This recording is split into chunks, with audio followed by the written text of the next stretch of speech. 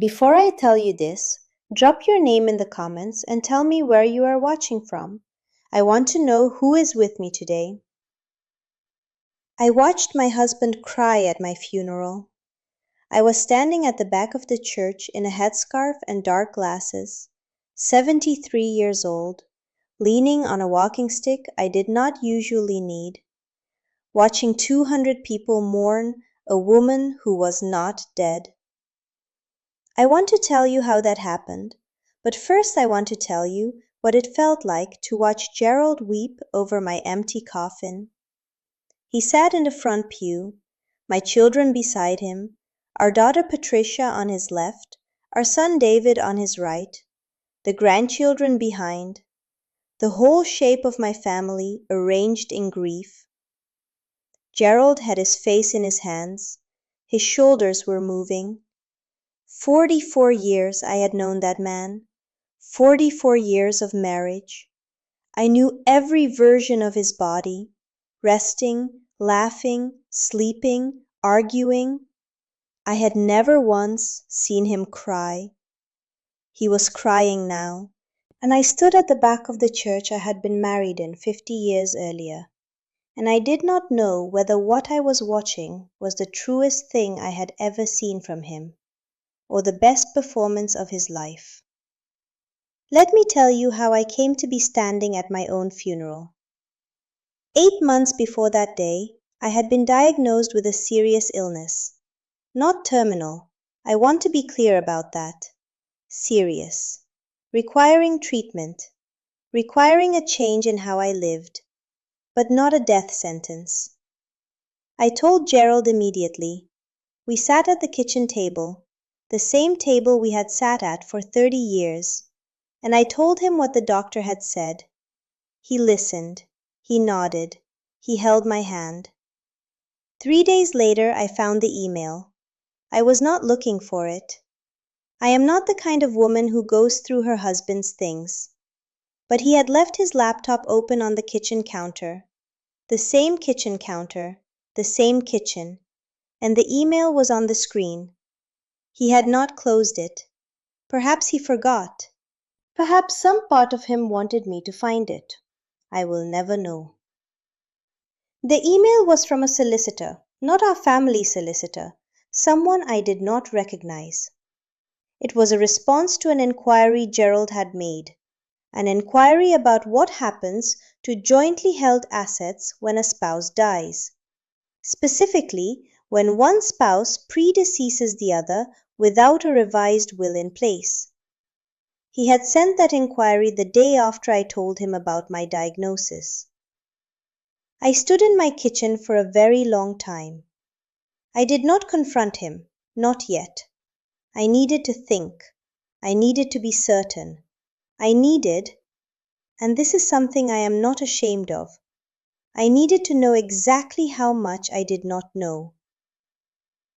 I called my own solicitor the following week, a woman I had used for 30 years and trusted completely. I told her what I had found. She was quiet for a moment. Then she said the thing I needed to hear. She said, "Before you do anything else, we need to understand exactly where you stand." What we discovered over the following 6 weeks, I will not detail completely here. Some of it is still with my solicitor. Some of it is still in the courts. What I will tell you is the shape of it. Gerald had been managing our finances for the entirety of our marriage. Not because I could not, I am a capable woman, but because he had always handled it, and I had trusted him completely. That trust, it turned out, had been expensive. Money had been moving, not dramatically, slowly, consistently, into accounts I had not known existed. The kind of movement that takes years and is very difficult to see unless someone looks carefully at the right things in the right order. My solicitor looked carefully. She found the right things, in the right order. I sat with that information for 2 months. I made decisions. I put certain things in place. I documented everything my solicitor recommended documenting. And then I did something I had never done in 73 years of living. I disappeared. Not permanently, not dramatically, for 3 days. I told no one except my solicitor and my sister Margaret, who lives 4 hours away and who has kept my secrets since we were children, and who agreed without a single question to say I had come to visit her for a long weekend. My sister placed a call to Patricia, my daughter, on the Saturday morning. She said I had arrived on Friday evening, seemed unwell, had gone to bed early. She would keep in touch. By Saturday afternoon, my sister called back. Her voice was different. She said she had found me. She had not found me. I was sitting in her kitchen drinking tea. We had agreed on this. She said I was not breathing. What happened next moved very fast. Gerald was called.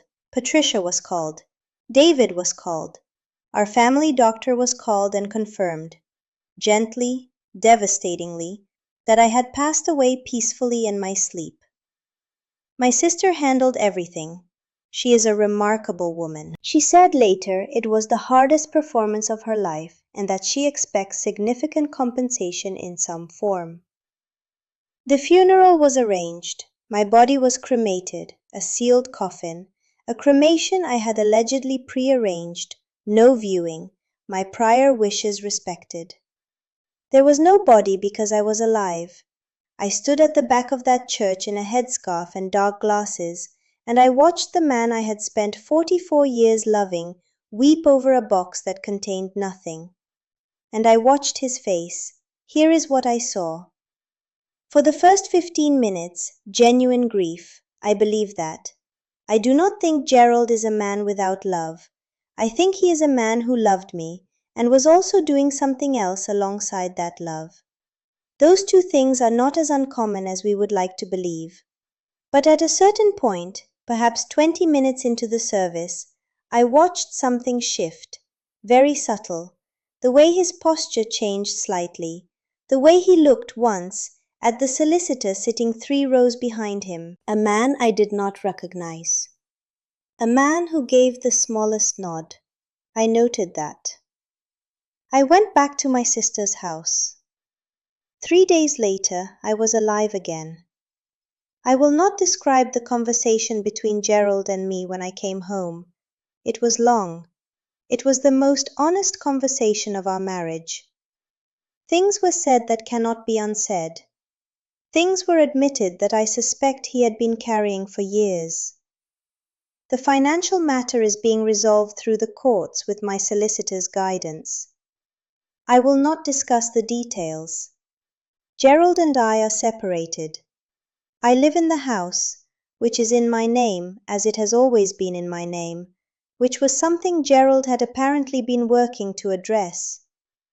I have my sister. I have my children, who took a considerable amount of time to forgive me for the funeral.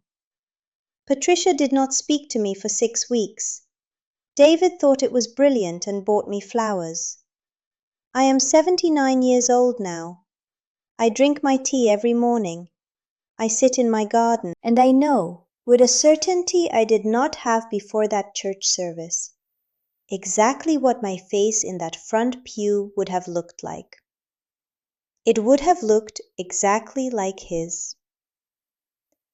Now I want to speak to you. If you are in a long marriage and you have never looked carefully at your own finances, please look. Not because your spouse is Gerald, but because trust is not the same as knowledge. And knowledge, when you need it, is the only thing that actually helps. Document, verify, have your own solicitor, your own account, your own understanding of where things stand. And if something feels wrong, if there is an email left open on a counter, a conversation that ended too quickly, a question being asked that was not asked for you, trust that feeling. I trusted it. I took my time. I thought carefully. and I watched my husband cry at my funeral. I will not forget what I saw. Subscribe to this channel, like this video, share it with every woman who trusts completely and verifies nothing, and drop your name and where you are watching from in the comments right now. I read every single one.